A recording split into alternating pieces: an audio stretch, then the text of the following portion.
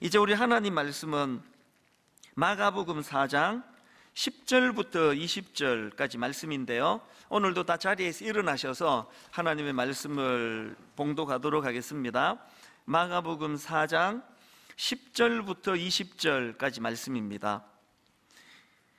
예수께서 홀로 계실 때에 함께한 사람들이 12제자와 더불어 그 비유들에 대하여 물으니, 이르시되 하나님 나라의 비밀을 너희에게는 주었으나 외인에게는 모든 것을 비유로 하나니, 이는 그들로 보기는 보아도 알지 못하며 듣기는 들어도 깨닫지 못하게 하여 돌이켜 죄 사함을 얻지 못하게 하려 함이라 하시고, 또 이르시되 너희가 이 비유를 알지 못할진대 어떻게 모든 비유를 알겠느냐. 뿌리는 자는 말씀을 뿌리는 것이라. 말씀이 길가에 뿌려졌다는 것은 이들을 가리킴이니 곧 말씀을 들었을 때에 사탄이 즉시 와서 그들에게 뿌려진 말씀을 빼앗는 것이요, 또 이와 같이 돌밭에 뿌려졌다는 것은 이들을 가리킴이니 곧 말씀을 들을 때에 즉시 기쁨으로 받으나 그 속에 뿌리가 없어 잠깐 견디다가 말씀으로 인하여 환난이나 박해가 일어나는 때에는 곧 넘어지는 자요, 또 어떤 이는 가시떨기에 뿌려진 자니 이들은 말씀을 듣기는 하되 세상의 염려와 재물의 유혹과 기타 욕심이 들어와 말씀을 막아 결실하지 못하게 되는 자요. 같이 읽습니다. 좋은 땅에 뿌려졌다는 것은 곧 말씀을 듣고 받아 30배나 60배나 100배의 결실을 하는 자니라. 아멘. 자리에 앉으시기를 바랍니다.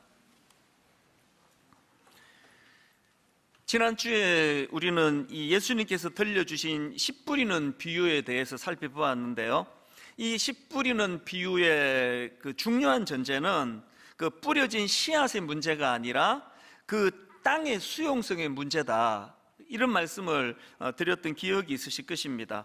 예수님께서 뿌려주시는 그 말씀의 씨앗에는 생명력이 있기 때문에 그 말씀을 수용하는 마음의 밭, 좋은 마음의 밭에 떨어지면은 30배, 60배, 100배의 그런 결실이 일어난다, 이런 내용의 비유의 말씀인데요. 근데 여기서 한 가지 이것과 관련해서 참 점검해야 될 포인트가 하나 있는데, 뭐가 문제냐? 자, 본문 마가복음 4장 8절을 보십시오. 들어는 좋은 땅에 떨어짐에, 들어는 좋은 땅에 떨어짐에 자라 무성하여 결실하였으니 30배나 60배나 100배가 되었느니라 하시고, 여기 나오는 이 들어는 좋은 땅에 떨어짐에 이 뭘 의미합니까? 이 말씀의 씨가 이 좋은 땅에만 떨어지는 게 아니라는 겁니다.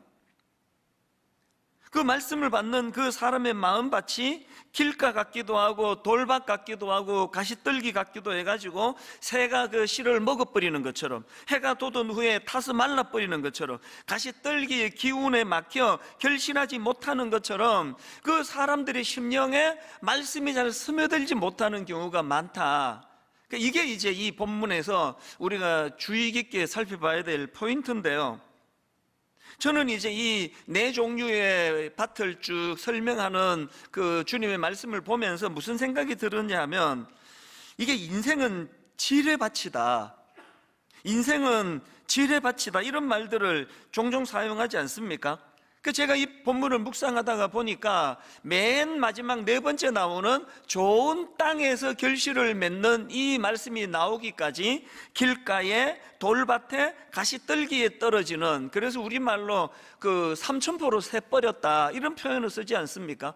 엿길로 새버렸다, 혹은 또 그 인생에 잘 나가다가 그냥 그 지뢰밭을 만났다.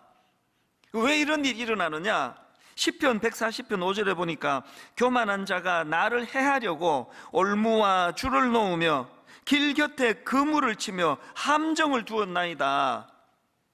영적인 세계는요, 나를 올무에 빠뜨리려고 이렇게 그 지뢰밭으로 몰고 가는, 나를 올무에 빠뜨리려고 함정을 파놓은 악한 사단의 세력이 있다는 거. 항상 우리는 좋은 밭으로 이르러야 되는데 도중에 엿길로 새고 엉뚱한 길로 빠질 수가 있다. 그러니까 이걸 염두에 두자는 겁니다. 이런 점에서 저는 오늘 본문에서 이제 예수님께서 이 씨 뿌리는 비유에 대하여 그 의미들을 이제 해석해 주시는 그 내용을 본문으로 좀 말씀을 살펴보려고 하는데요. 그 예수님의 씨 뿌리는 비유를 보면서 이제 우리가 피해야 될 이 세 종류의 밭이 있다. 이걸 좀 살펴보려고 합니다. 우리가 피해야 될 첫 번째 종류의 밭은 길가입니다. 마가복음 4장 3절 4절입니다. 들으라, 씨를 뿌리는 자가 뿌리러 나가서 뿌릴새 들으는 길가에 떨어짐에 새들이 와서 먹어버렸고.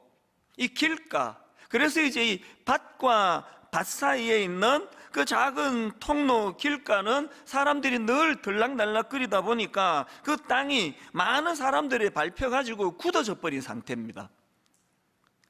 땅이 그렇게 굳어져 있으니까 거기에 뿌려진 씨앗이 뭐 땅 속으로 들어갈 수가 없는 거거든요. 그러니까 여기 나오는 이 길가는 이 마음이 굳어져 있는 상태. 그 예수님의 말씀이 들려지지만 그 마음이 굳어져 있어서 말씀이 그 마음밭에 스며들지 못하는 상태, 이게 길가로 그렇게 비유가 되고 있는 거거든요. 그 당시 바리새인들과 서기관들을 포함한 그 일부 종교 지도자들의 마음의 상태, 이게 굳어져 버린 이 길가의 상태 아니겠습니까? 그 지난주에 이제 마가복음 4장 1절부터 9절까지 해서 예수님의 이 비유의 말씀이 잘 이제 선포가 되고 나니까 나중에 이제 다 가고 난 다음에 일부 사람들이 예수님께 와서 묻습니다.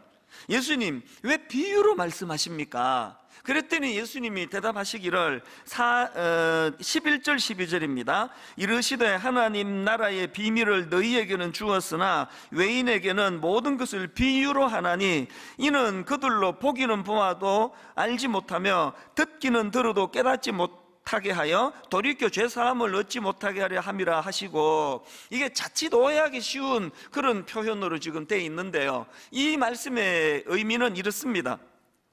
지금 예수님께서 그 설명해 주신 이 12절 말씀은 구약의 이사야 6장 9절 말씀을 인용하신 거거든요.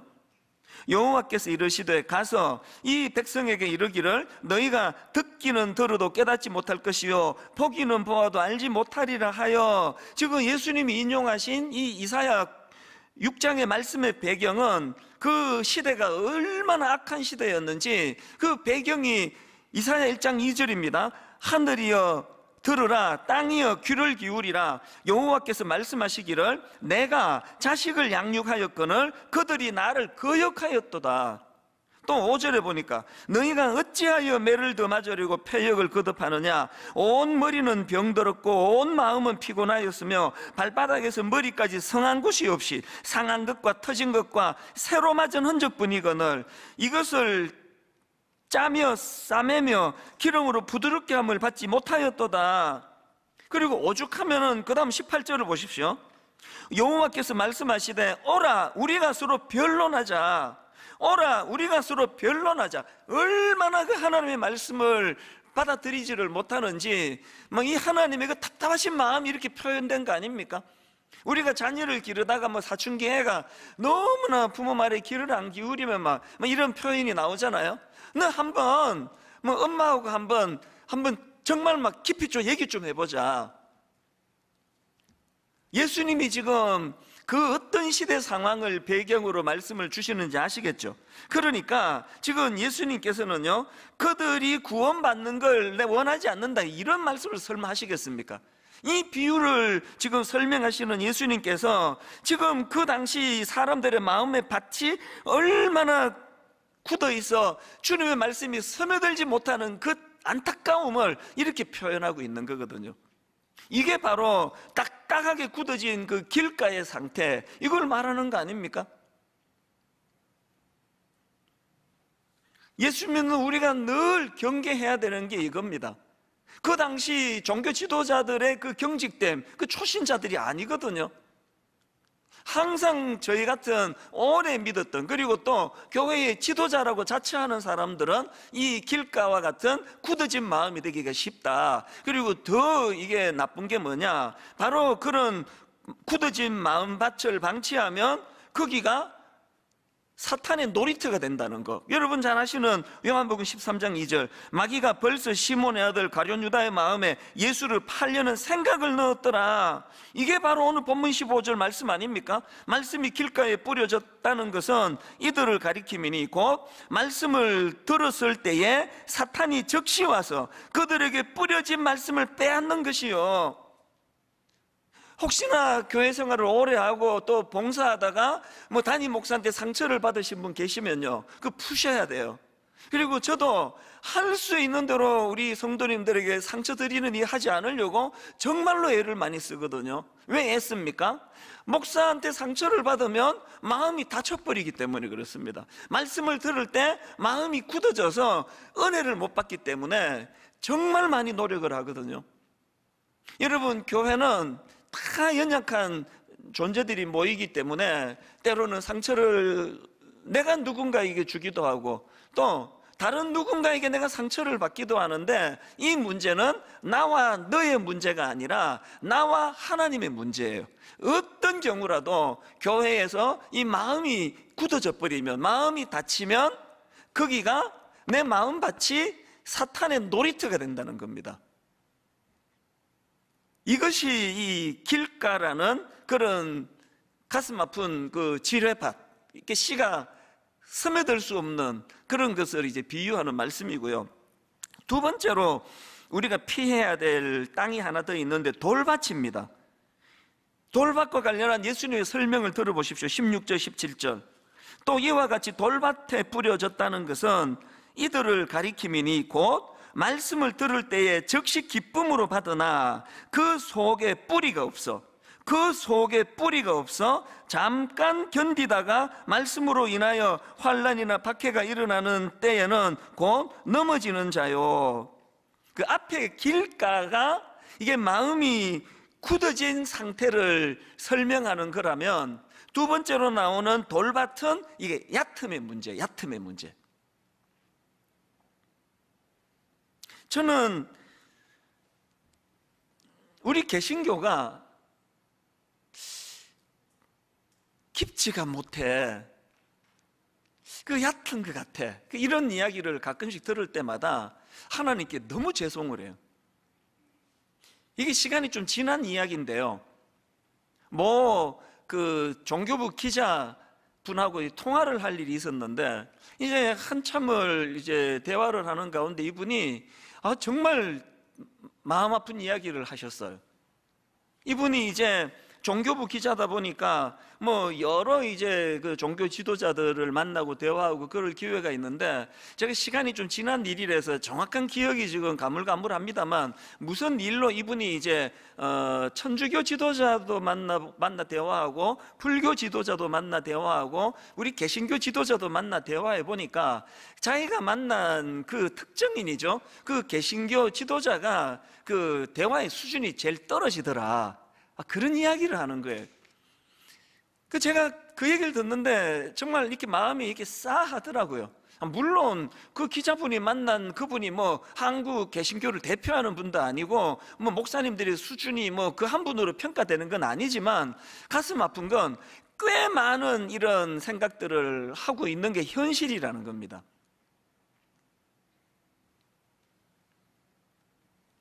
뭐 기독교뿐 아니고요, 지금 이 시대 자체가 지금 이 얕음을 추구하는 시대 아닙니까? 예전에 지적 대화를 위한 넓고 얕은 지식, 이런 제목의 책이 그 베스트셀러가 돼서 화제가 된 적이 있는데요, 이 제목 그대로 아닙니까? 넓고 얕은 지식.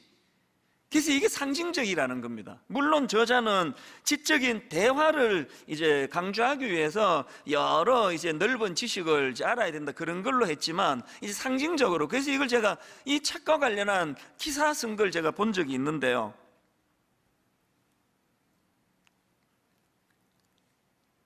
이 시대가 이 얕음이 흠이 되지 않는 시대다, 그렇게 규정하는 게 제게 참 인상적이었습니다. 그리고 어떤 그 사회학교 교수님이 이런 말을 했습니다. 지금 시대는 얕은 지식이 매력적인 시대이다. 이 시대적인 풍조예요. 그러니까 저는 제 집에 딸이나 아들, 우리 아이들을 보면서 늘 강조하지만 정말 이 사탄이요, 우리 시대 다음 세대를 흔드는 공격 중에 하나가 이 얕음을 머물 얕음. 그래서 지금 큰일 났습니다. 많은 청소년들이나 청년들 얘기를 들어보면은 이제는 이런 좀 두꺼운 책을 전혀 읽는 습관이 안 돼 있다는 거예요. 그리고 또 뭐 전부 다 영상으로, 유튜브로 다 해결을 하는데, 그것도 또 제가 들은 이야기 중에 마음이 아픈 게 5분을 넘기면은 집중을 못 한다는 게, 모든 걸 짧게. 이건 보통 문제가 아닙니다. 이렇게 얕음을 자랑하는 이런 시대다 보니까 우리가 자녀 교육에 대해서도 그렇고, 그래서 이 문제가 제대로 정리가 잘 안 되면 그야말로 바람에 나는 겨와 같은 인생, 그냥 시류에 흔들리는데 이 중심을 잃어버린 것 같은 거 아닙니까? 그렇기 때문에 저는 이런 점에서 19세기 사상가 헨리 데이빗 소로우가 쓴 책입니다. 월든이라는 책을 제가 굉장히 주목을 합니다. 이 월든이라는 책은요, 저자 소로우의 대단한 분이에요. 이분이 하버드 대학교를 졸업했는데 다른 졸업생들과는 다른 길을 갑니다. 여전히 땀 흘려 수고하는 그런 노동의 중요성을 삶으로 실천하고, 그리고는 급기야 자기 내면에 집중하기 위해 가지고 이 월든 호숫가 숲속으로 들어가서 거기서 5평짜리 오두막을 짓습니다. 그리고 무려 2년 2개월 동안을 그곳에서 고독한 생활을 통해서 자기 내면에 집중한 그 내용을 가지고 쓴 책이 이게 월든이라는 제목의 책이거든요. 저는 헨리 데이빗 소로우의 이 이야기 중에서 월든의 이 오두막에 있었던 3개의 의자, 이걸 제가 오늘 좀 소개해 드리고 싶은데, 이게 뭐냐 하니까 소로우가 이런 말을 했습니다. 내 오두막에는 3개의 의자가 있다. 하나는 고독을 위해, 다른 하나는 우정을 위해, 또 다른 하나는 세상을 위해서다. 저는 너무나 정신없이 살아가는 우리 모두에게 바로 이 3개의 의자가 장만이 돼야 된다. 이걸 제가 오늘 여러분에게 정말 제가 호소하고 싶습니다. 여러분에게는 이 3개의 의자가 마련되어 있습니까? 이 고독을 위한 의자, 다른 말로 하면은 홀로 생각하는 차원에서의 의자가 있습니까? 그런가 하면은 2번째 의자인 우정을 위한 의자, 다른 말로 하면은 다른 사람과의 우정을 나누는 공간 차원에서의 그런 의자가 마련되어 있습니까? 3번째가 세상을 향해 열린 의자, 다른 말로 세상과 교류하는 공간, 세상과 교류하는 공간 차원에서의 의자가 마련되어 있느냐는 겁니다. 그러니까요, 이게 무슨 언둔, 나는 세상과 단절, 이런 얘기가 아니에요. 제대로 세상과 소통하고 제대로 이웃과 소통하기 위해서 먼저 내 내면의 깊이가, 그래서 내 내면에게 집중하는 게 필요하다는 그 얘기거든요. 예수 믿는 우리는 이 3 의자에다가 하나 더 마련해야 됩니다. 4번째 의자가 뭘까요? 영혼을 위한 의자입니다. 하나님과 깊이 교제하는, 하나님과 깊이 인격적인 관계를 맺어가는 차원에서의 의자가 있습니까?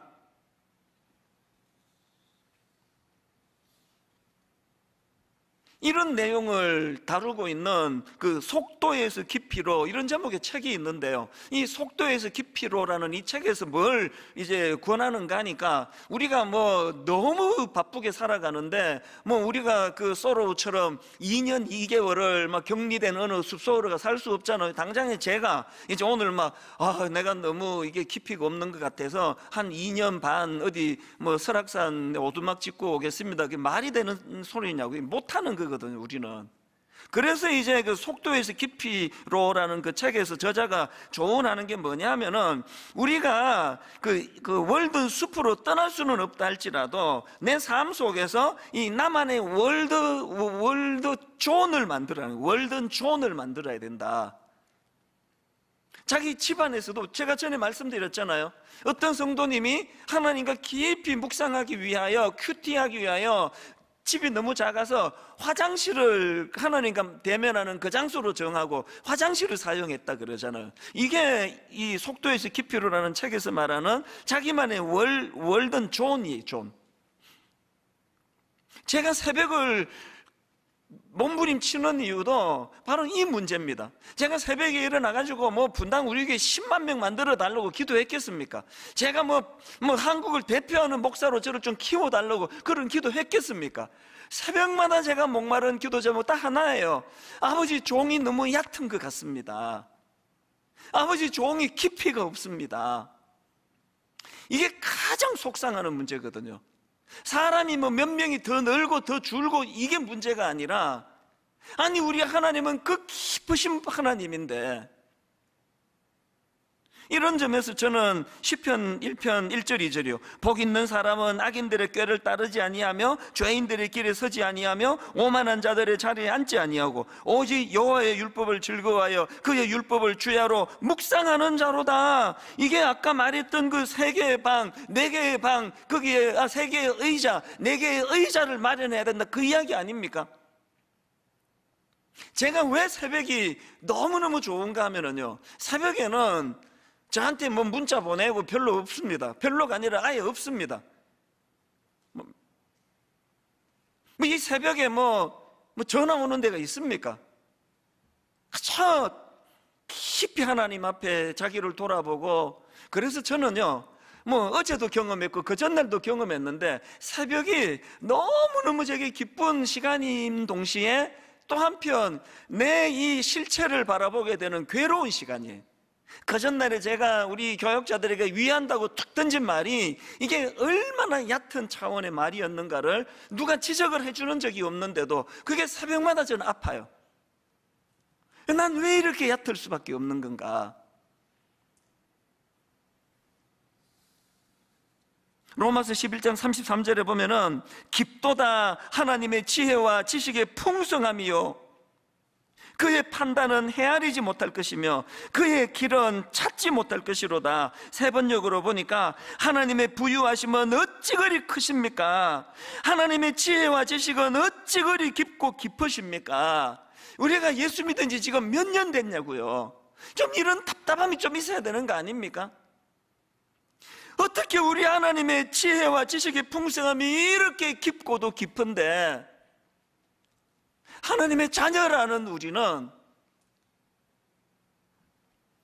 얕은, 그래서 저는 이런 점에서 제 자신에게 너무 많이 실망이 되고요, 또 교회 안에 정말 신뢰하고 믿었던 어떤 지도자들을 보면서 어떤 결정적인 순간에 그들이 말하는 거, 그들이 판단하는 거, 그들이 생각하는 것을 볼 때마다 마음으로 실망할 때가 되게 많습니다. 그분들이 일을 적게 해서 그런 것도 아니고 헌금을 적게 해서도 그런 게 아니고 어떻게 이렇게 얕을까? 여러분은 어떠세요? 여러분이 얕음의 문제가 답답하지 않으십니까? 누가 여러분한테 그냥 하면 안 되는 못된 말 한 마디 툭 던져가지고 그 사람이 미운 게 아니고요, 이 정도 말도 포용하지 못하는 얕은 내가 미운 거예요. 난 왜 이 정도도 포용하지 못하는, 어떻게 이렇게 넓이와 깊이가 이것밖에 안 되는 건가? 우리에게 소망이 하나 있는데 그게 뭡니까? 이런 얕은 우리에게 고린도전서 2장 10절, 이게 우리의 소망입니다. 오직 하나님이 성령으로 이것을 우리에게 보이셨으니 성령은 모든 것 곧 하나님의 깊은 것까지도 통달하시느니라.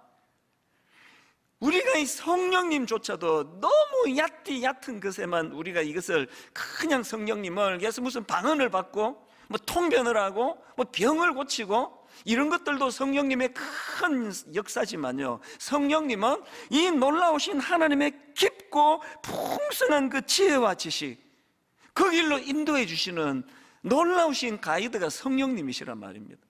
늘 일상 가운데 아버지, 저는 너무 얕습니다. 저는 타고나기를 내 존재가 너무너무 얕은 존재입니다. 성령님 불쌍히 여겨주시고 저를 좀 깊은 영의 세계를 볼 수 있게 해주시기 원합니다. 이런 의미에서요, 일만성도 파송운동은 하나님이 제게 주신 축복의 선물이에요. 새벽마다 이 문제를 가지고 실험할 수 있게. 그런가 하면은 세 번째로 우리가 피해야 될 땅이 하나 더 있는데 가시떨기 땅입니다. 가시떨기. 18절 19절입니다. 또 어떤 이는 가시떨기에 뿌려진 자니 이들은 말씀을 듣기는 하되 세상의 염려와 재물의 유혹과 기타 욕심이 들어와 말씀을 막아 결실하지 못하게 되는 자요. 예수님의 이 분석을 우리 놓치시면 안 됩니다. 여러분, 가시떨기 밭과 같은 그 마음의 밭은 어떤 밭입니까? 말씀이 또 들려줘요. 은혜도 받아요. 눈물도 흘려요. 그러나 이미 내 내면에 굳어져 버린 세상의 염려와 재물의 유혹과 기타 욕심이 이 말씀을 막아버리는 거예요. 금방 은혜를 받았지만 이미 내 안에 자리 잡고 있는 이 욕심이 말씀을 수용을 못하게 만드는 거거든요. 성경의 대표적인 케이스가 마가복음 10장에 나오는 부자 청년 아닙니까? 이 부자 청년이 예수님께 달려와 가지고 내가 뭘 해야 영생을 얻으리까 질문을 해요. 그래서 예수님께서 살인하지 마라, 간음하지 마라, 도둑질하지 마라, 거짓 증언하지 마라, 이런 계명들을 잘 지키는 게 중요하다 그랬더니 이 청년이 그 말을 받아가지고 냅딱 하는 말이 뭐냐? 마가복음 10장 20절, 그가 여짜오되 선생님이여 이것은 내가 어려서부터 다 지켰나이다. 가만히 보니까요, 진짜 진리가 궁금해서 찾아간 거 아닌 것 같아요. 자랑하기 위해서. 이게 얕음의 문제 아닙니까? 나 이런 거 다 지키고 있다고.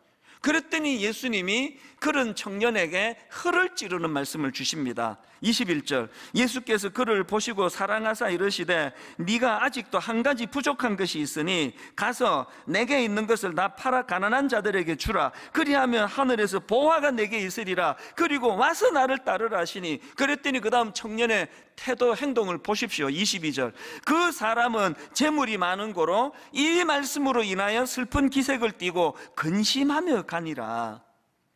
이게 바로 오늘 본문 19절에서 예수님이 비유로 주신 말씀, 세상의 염려와 재물의 유혹과 기타 욕심이 들어와 말씀을 막아 결실하지 못하게 되는 자요. 딱 이게 이 말씀이 그 청년에게 해당되는 거 아닙니까? 오늘 여러분, 수많은 이 예수 믿는 분들 주일마다 교회를 찾고 늘 은혜를 구하는 우리들의 모습이 바로 이런 모습이 아닌지 돌아보셔야 된다는 겁니다. 일만서도 파송 운동은 하나님이 내게 주신 선물이다 이렇게 생각할 수 있는 건 지난 8년 동안 이 문제를 하나님이 드러내 주셨거든요. 네가 굉장히 그럴듯하게 포장을 하고 있지만 네 근원 속에 네 교회만을 위하는 탐심이 자리 잡고 있다는 거, 부인할 수 없는 하나님의 말씀 앞에 이 8년간 지금까지 싸워오고 있는 거거든요. 여전히 내 교회 잘 되는 게 좋고, 내 교회 하다못해 지금 코로나 이후로 유튜브로 내 설교 조회수가 많은 것조차도 난 그거를 피할 수가 없는 기쁨이거든요. 늘 싸워야 되는 게 이 문제거든요. 우리 본능에 내버려 두지 말고 이 본능에 역행하기 위하여 늘 싸워야 돼요. 아버지, 내가 이렇게 저질입니다. 내가 하여튼 하나님의 말씀이 흥왕하고 한국교회가 다 같이 부흥하고 이런 데 관심보다는 그저 분당 우리 교회 잘 되는 거,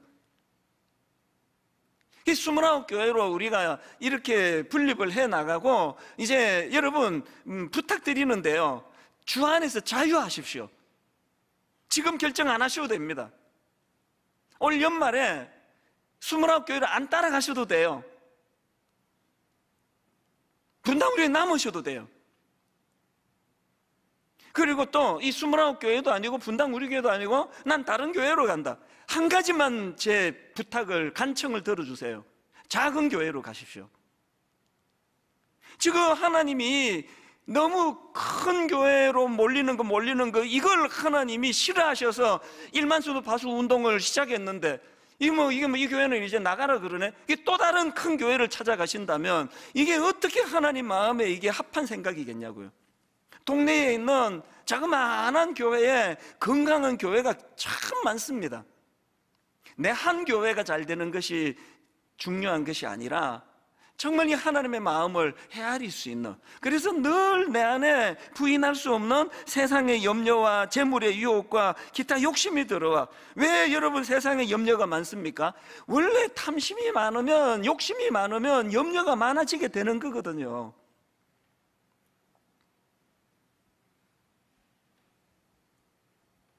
요한일서 2장 15절, 이 세상이나 세상에 있는 것들을 사랑하지 말라. 누구든지 세상을 사랑하면 아버지의 사랑이 그 안에 있지 아니하니. 여러분, 이 말씀을 진짜 기억하셔야 됩니다. 이 세상이나 세상에 있는 것들을 사랑하지 말라. 누구든지 세상을 사랑하면 아버지의 사랑이 그 안에 있지 아니하니. 이는 세상에 있는 모든 것이 육신의 정욕과 안목의 정욕과 이생의 자랑이니. 육신의 정욕과 안목의 정욕과 이생의 자랑이니 다 아버지께로부터 온 것이 아니요 세상으로부터 온 것이라. 이게 우리 앞에 놓인 지뢰밭이란 말이에요. 이 지뢰밭, 이거 밟으면 좋은 땅이고 뭐고 마음이 가지를 않아요.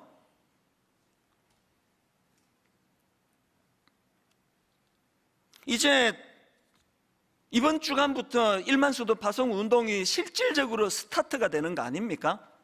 4월 1일부터 이제 29개 교구로 시작을 하지만 점점 이것이 이제 그 과도기를 넘어서 올 연말이면 29개 건강한 교회로 그렇게 이제 출발을 하게 되는 너무너무 중요한 시점인데요. 여러분, 오늘 우리는 분립하게 될 29개 교회는 이 본문 20절의 꿈을 가지고 해야 된다고 생각합니다. 좋은 땅에 뿌려졌다는 것은 곧 말씀을 듣고 받아 30배나 60배나 100배의 결실을 하는 자니라. 이게 29개 교회, 또 분당 우리 교회, 또 이 땅의 모든 교회의 꿈이 되기를 바랍니다. 좋은 말씀이 선포되고, 선포된 말씀은 모든 성도님들에게 좋은 마음밭으로 그것이 스며들어서 늘 자라고 30배, 60배, 100배의 결실을 만들어내는 그런 교회가 되기를 바랍니다.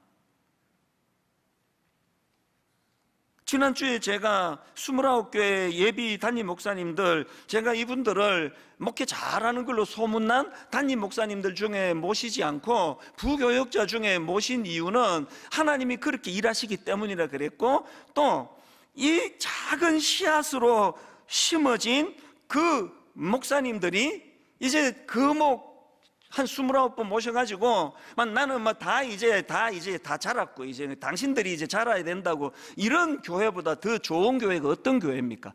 목사님도 좋은 씨앗이 돼서 점점 세월이 갈수록 자라시고, 성도님들도 함께 더불어 점점 자라시고, 상상만 해도 아름답지 않습니까? 저는 29개 예비 담임 목사님들, 사실 외부에서 이번에 오시는 목사님들 누군지 정확하게 잘 모르지만 이 짧은 한 6개월, 7개월 교제하면서 확신하는 게 있습니다. 이분들 모두가 다 너무 순수하시다는 거예요. 그건 제가 이제 알았습니다. 그리고 이 29분 모두가 다 정말 좋은 땅과 같은 잠재력이 있습니다. 요즘에 제가 이제 스타트를 앞두고 있으니까 지난주도 그랬고, 지난주도 그랬고, 또 지난주도 제대로 잠을 잘 이루지를 못하는 거예요. 그리고는 이 29 목사님들에게 계속 제가 부탁을 하고 잔소리를 하고, 우리 이 정도 갖고는 안 된다, 당신들이나 나나 우리 같이 성장해야 된다, 같이 자라야 된다, 이런 잔소리를 엄청 제가 많이 하는데, 내가 놀라는 게요, 다 그걸 수용하는 거예요. 모든 29 목사님들이 눈물로 목사님 옳습니다. 그래서 지금 우리 29 목사님들하고 저하고 금식하고 있습니다. 먼저 우리가 금식하며 좋은 밭이 되도록 그렇게 기도하자. 성도님들이 지금 눈물로 이 일에 동참하려고 그렇게 눈물을 흘리시는데, 이거를 제가 너무너무 감동해요. 한 목사님도 예외 없이 모두가 다 그것을 수용하고, 아버지, 우리는 작은 씨앗에 불과합니다, 준비된 게 없습니다, 은혜 주시기 원합니다, 그러면 되는 거 아닙니까? 여러분, 목회자가 이런 중심이면 되는 거 아닙니까? 갈수록 29개 분립교회는 목사님도 성장하시고 성도님도 성장하시고 함께 말씀으로 성장하는 그런 교회가 될 줄로 믿습니다. 오늘 저는 결론의 말씀을 이렇게 맺기를 원합니다. 우리 성도님들도 너무 눈물이 나요. 몇 주 전에, 지난주에 이제 교구 종강하면서 어떤 다락방은 눈물을 흘리시고 어떤 다락방은 통곡을 하시면서, 참 기가 막혀요. 게시판에 어떤 분이 글을 올리셨는데, 그 구성원이 10명인데 이번에 8개인가로 흩어지게 됐다는 거예요. 통곡을 하시면서 눈물을 흘리시면서 그럼에도 불구하고 이 일이 하나님 보시기에 이게 옳은 일이다, 그렇게 눈물로 수용하시는 성도님들을 뵈면서 그래서 저도 울컥울컥 자꾸 눈물이 나는 거거든요. 그런가 하면은 이 29 예비 담임 목사님 정말 고마운 분이에요. 제가 당신들이 정하라 그러면서 뭘 던져줬느냐, 이제 4월 1일부터 포지션을 예비 담임 목사의 위치로 갈 거냐, 아니면은 9개월 동안에 교구 목사로 갈 거냐,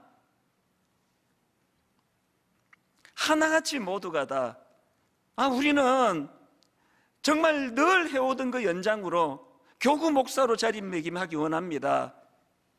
제가 정말 울컥울컥 하는 거거든요. 이런 겸손한 목사님들이, 이런 겸손한 성도님들과 더불어서, 그래서 여러분 이번 고난주간은요 정말 십자가의 의미를 깊이 묵상했으면 좋겠습니다. 그리고 특이한 거 하나 있는데, 이번 고난주간은요 이 은혜의 물꼬를 예비 29교회를 위한 기도로도 터야 되지만 더 이번에 강조하는 건 가정이에요. 그래서 이번 고난주간의 강력한 특징은 제가 설교를 길게 준비하지 않으려고 애를 쓰고 있습니다. 그리고는 그렇게 공예배가 마쳐지면 모든 가정에서 엄마와 아빠가, 어린 자녀들이 이 받은 말씀을 가지고 좋은 밭이 돼서 함께 대화하고 함께 꿈을 나누고, 이런 고난주간, 그래서 이 십자가의 은혜가 가정을 살리고 가정을 회복시켜 주시는, 그래서 이제 홈페이지 오셔서도 자료를 다운받으시고요, 카카오톡으로 등록을 하시면 아침마다 묵상할 거리를 보내드린다고 하네요, 팀에서. 제가 눈물을 흘릴 수밖에 없는 것, 너나 없이 다 약한데, 죄성으로 우리는 얕은 인생인데, 때로는 마음이 너무 길가에 던져진 씨앗처럼 딱딱하게 굳어 있는데, 주님의 십자가로 인해 우리를 옥토로 만들어 주시는 것, 이것을 누리며 사는 것이 신앙생활이라고, 이번 고난주간에 이 은혜를, 이 십자가의 능력을 마음 깊이 묵상하고, 그래서 모두가 다 부활주의를 앞두고 하나님 앞에서 옥토, 좋은 밭이 돼 30배, 60배, 100배의 결실을 거두는 그런 성도님들, 그런 교회가 되기를 주님 이름으로 축원합니다. 오늘 이 말씀을 기억하시면서 이 찬양이요, 우리 죄 위해 죽으신 주, 십자가 그 사랑 감사하네, 날마다 주의 형상대로 변화되리라, 십자가 우릴 새롭게 하네. 하나님, 나는 길가에 던져진 씨앗 같은 마음밭이었습니다. 하나님, 참으로 저는 가시덤불 속에 던져진 씨앗 같은 존재입니다. 그런데 하나님, 십자가 은혜로 옥토가 되기를 원합니다.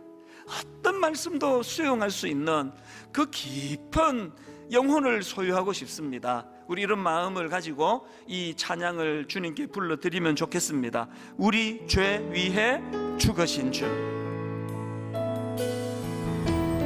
우리 죄 위해 죽으신 주, 십자가 그 사랑 감사하네, 그 사랑 감사하세.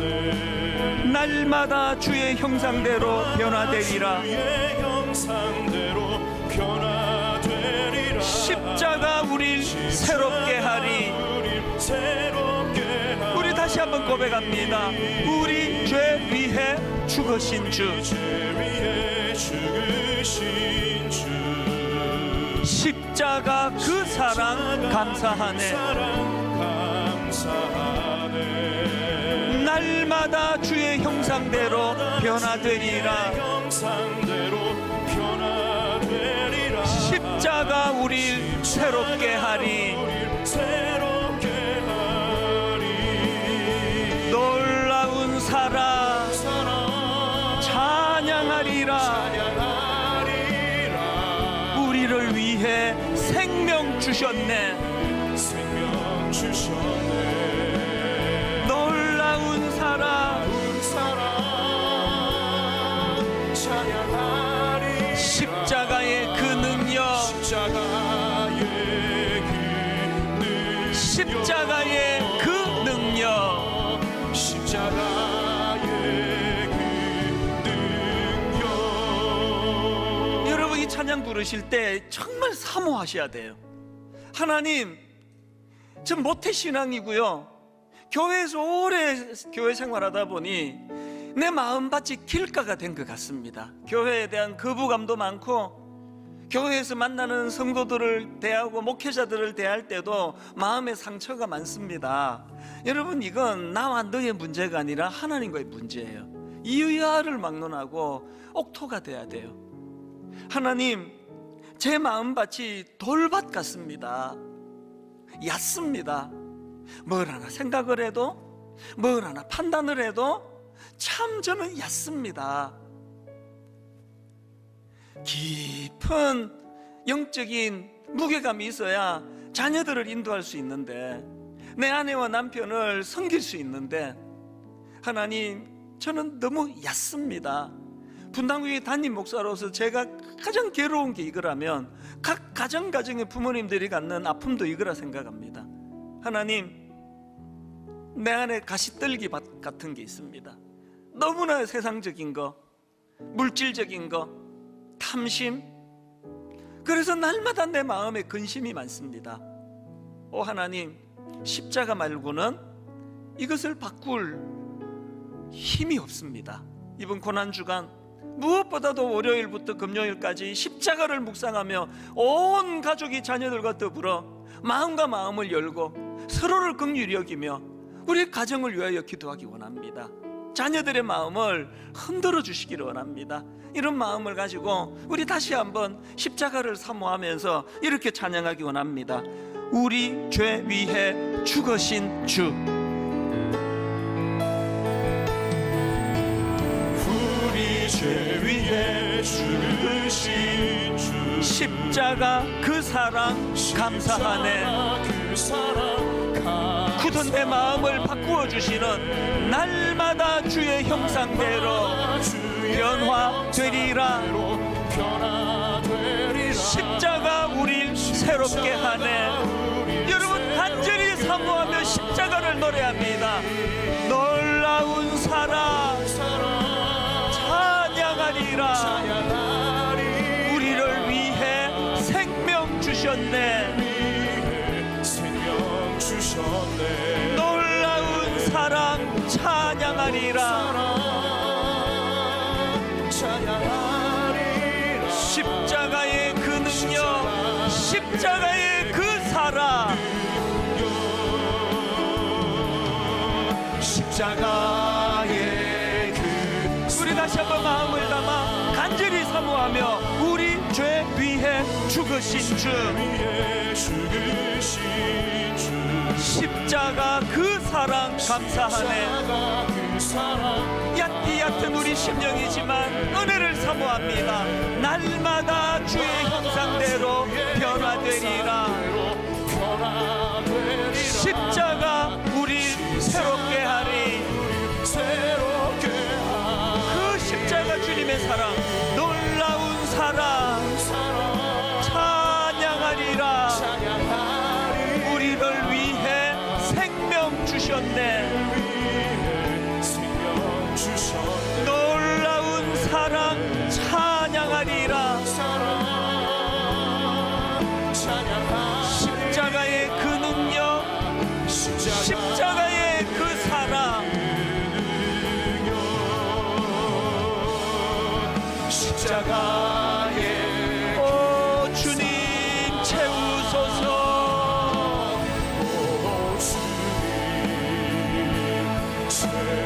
나의 잔을 높이 둡니다. 하늘 양식 내게 채워주소서. 내게 채워주소서. 넘치도록 우리 마음을 다하여 사모합니다. 오 주님 채우소서.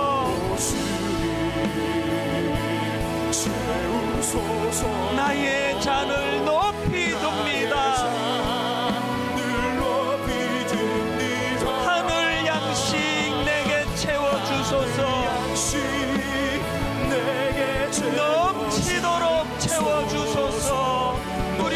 자리에서 일어나셔서 마음을 다하여 갈망하며 찬양합니다.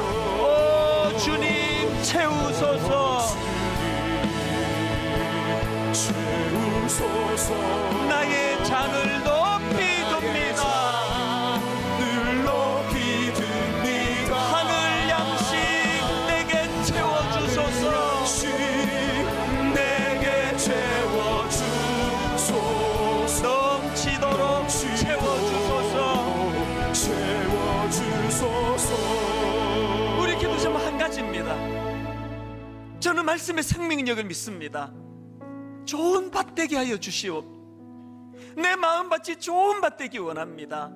말씀이 심어지면 30배, 60배, 100배의 결실이 나는 주님의 말씀의 생명력을 믿사오니 이 말씀이 내게로부터 회복이 되고 내 자녀들을 살리고 가정을 회복시키고 아버지 이 말씀이 29교회를 살리고 한국의 모든 교회들마다 회복이 일어나는 능력이 되게 하여 주시옵소서. 고난주간을 마음으로 품고 우리 한 목소리로 합심해서 같이 기도하시겠습니다. 살아계신 하나님 아버지, 하나님의 은혜의 시간 감사함으로 사모하고 주셔서 말씀을 아버지 마음으로 받기 원합니다. 하나님 아버지, 우리 인생의 지뢰밭길이 너무나 많습니다.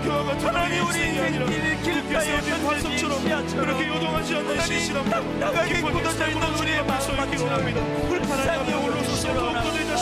하나님, 우리 내면의 돌밭 위에 던져진 씨앗처럼 하나님 아버지 너무나 약습니다. 우리의 깨달음이 얕고 우리의 인격이 얕고 아버지 우리의 주님이 너무나 얕습니다. 그 깊으신 하나님의 지혜와 하나님 아버지, 우리는 애들이 아버지 가시떨기와 같이 너무나 세상을 향하여 소리를 세우시고 아버지 내 안에 지울 수 없는 세상을 향한 합심으로 우리가 믿음으로 하나님의 말씀이 들어오는 것을 방해하는 것 불쌍히 여겨주시기를 원합니다. 주의 성령으로 내 마음 주장하시고 붙잡아 주시옵소서. 좋은 밭 되기 그 놀라운 원합니다. 말씀이 내 영혼을 살리는 능력이 되고 있습니다. 있는 주님의 말씀이 열매를 주어낼 때에 그것을 내 온 마음으로 받아들일 수 있는 아버지 하나님 수용성이면 말씀을 아버지 같이 되게 하여 주시옵소서. 주여 돌과 같은 나를 옥토로 만드신 주님, 저녁 십자가의 사랑을 기억하고 의지하며 하나님 종을 통하여 하나님 말씀이 선포되게 하여 주시옵소서. 순도 높은 복음의 말씀이 선포될 때에 심령의 변화가 일어나는 사건들마다 그 예배 현장에서 나타나게 하여 주시옵소서. 그 소망 우리를 붙들어 주시고 주시옵소서. 하나님이여, 내 속에 정한 마음을 창조하시고 내 안에 정직한 영을 새롭게 하소서. 나를 주 앞에서 쫓아내지 마시며 주의 성령을 내게서 거두지 마소서. 주의 구원의 즐거움을 내게 회복시켜 주시고 자원하는 심령을 주사 나를 붙들어 주시기 원합니다. 우리 인생에 지뢰밭이 너무 많아서 하나님 좋은 밭에 도달하지 못하고 길가에 떨어지고 돌밭에 떨어지고 가시떨기와 같은 마음으로 하나님 굳어져 있는 우리의 심령을 깨트려 주실 분은 성령님이신 줄 믿습니다. 성령님, 이번 한 주간 저희들을 십자가 앞으로 인도하여 주시기 원합니다. 십자가 앞에서 다 녹아내려 아버지 내게 상처 주는 말을 하는 그 사람이 미운 것이 아니라 저 정도도 포용하지 못하고 화가 나는 나 자신이 한없이 초라하기 때문에, 그래서 하나님 은혜를 구하면서 깊고 깊은 주님의 성품을 닮아가는 아름다운 하나님의 자녀들이 되고 그들이 모여 이루는 가정이 되고 또 그들이 모여 이루게 될 아름다운 교회들이 되도록 인도하여 주시옵소서. 십자가 그 사랑을 붙들고 하나님의 말씀을 수용하며 순종하며 나아가도록 인도하여 주시옵소서.